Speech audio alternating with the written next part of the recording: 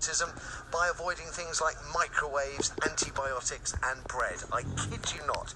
Experts, of course, will tell you and they'll stress that autism is not a disease and that CEASE, which stands for Complete Elimination of Autistic Spectrum Expression, has no scientific credibility whatsoever, which will also explain why some are asking why the Professional Standards Authority watchdog accredits the Society of Homeopaths.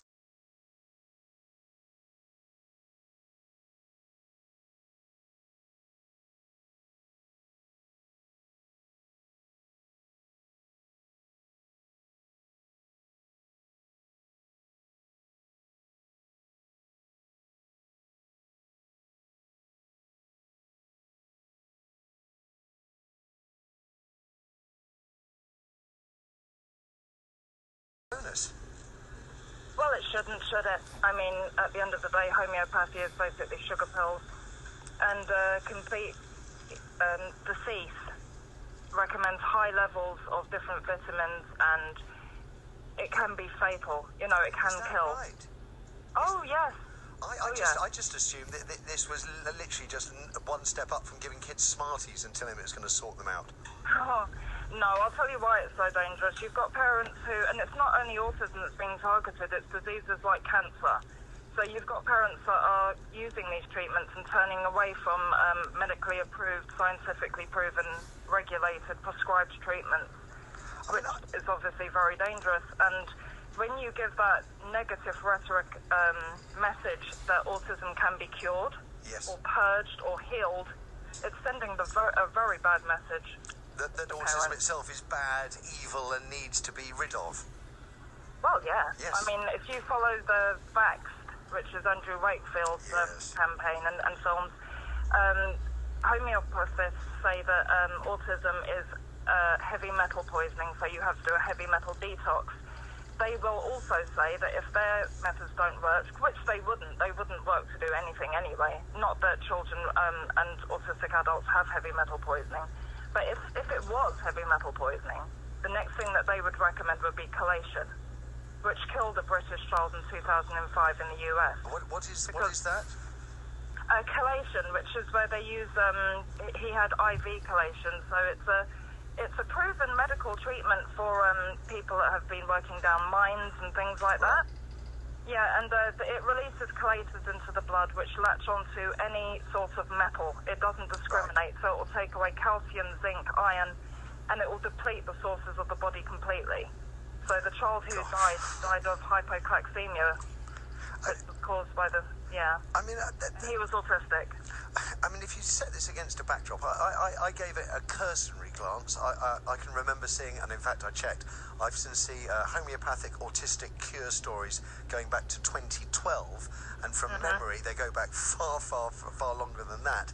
And here we are in 2020, and it strikes me that the strongest sort of caveat handed down so far is that the Society of Homeopaths mustn't advertise for these, quack snake oil cures, and needs to get their act together within 3 months. It doesn't particularly sound like the hardest of lines. No. Anything that anybody who's touting CEASE or saying that autism can be cured, purged, or healed, I believe should be prosecuted. Do you get frustrated that parents I'm sorry, I'm laughing because I've been doing this for 5 years. Well, I get frustrated. I totally get it. I totally get it. But I guess in one sense, we were talking about vitamin drips the other day with Dr. Ellie Cannon, an NHS GP, and we were asking why anybody in their right mind would pay £225 to have a multivitamin drip, which Dr. Ellie Cannon said equated to 2 glasses of slightly salty water and a vitamin tablet. I mean, in actual cost, if you did it yourself, you could probably have the same treatment for under a penny, and yet people pay £225.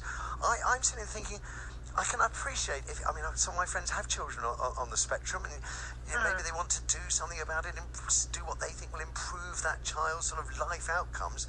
But I just can't believe that parents in the digital age, when they can look and check things up online, are paying for these treatments. This is the problem. They're checking things up online and not listening to professionals.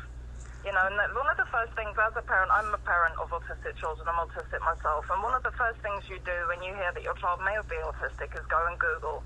And straight away up comes heavy metal poisoning, ABA, which is a compliance-based training program. You know, it's all very negative, and parents do want to help their children. You know, they do believe that these things are credible, and they're not going to their, you know, registered GPs and saying, can I give my child this? Should this be used? They're just going ahead because they are told that their GPs work for Big Pharma. You know? Don't believe anything that the GPs tell you because they don't want you to heal your child.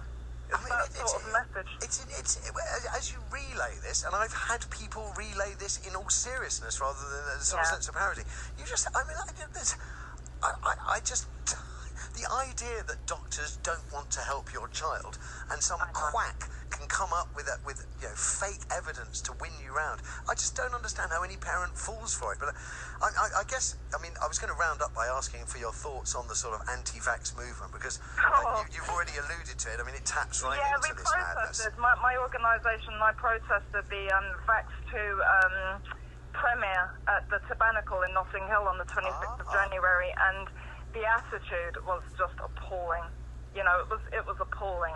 In what sense? The whole rhetoric is appalling. You know, we had parents taking toddlers in, taking autistic teenagers in. You know, and one parent, I did challenge him. I said, why are you taking your son in to see a film that's going to tell him he's damaged and that he's an epidemic and a Holocaust? And she said that she needed to show him what had happened. You know, and the psychological damage that these parents are doing to their children, telling them that they're at fault, that they're a disease, it's heartbreaking. I mean, I'm listening to you, and I'm thinking. We started this with the question as to whether or not the Society of Homeopaths should. I know. Sorry, I'm taking somewhere else. No, not at all. And I'm more than happy with the direction the conversation's gone. But we started off by asking why the PSA, the Professional Standards Authority, still accredits the Society of Homeopaths, and then we've ended up sort of on a broader look at the sort of health lies that have this whole anti-vax industry. And I'm sitting here thinking, and I'm sure you've thought about this many times before. You know, we have government introduced laws to regulate just about every aspect of my life. And I'll go down the pub later on tonight, and what I drink, how I can drink it, the length of time I'm allowed to drink it, all governed by law.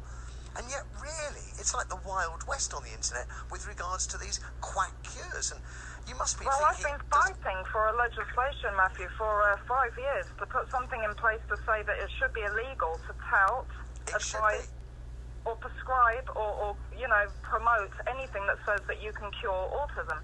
You know, I've reported 13 parents in the UK alone for using MMS, the chlorine dioxide bleaching treatment.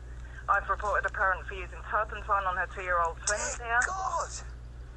Yeah, so, you know, there does need to be something put in place. I have worked with Parliament, I've worked with the Westminster Autism Commission, I've reported them to the police and social services, and to be honest, the response is usually, but these poor parents are so desperate.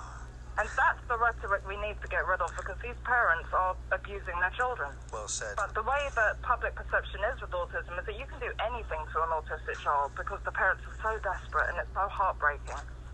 Emma, I've got to leave it there for now, I'm afraid, but your passion for this subject radiates, and I'm so grateful you gave up a little bit of your Friday afternoon to share your thoughts with us once again.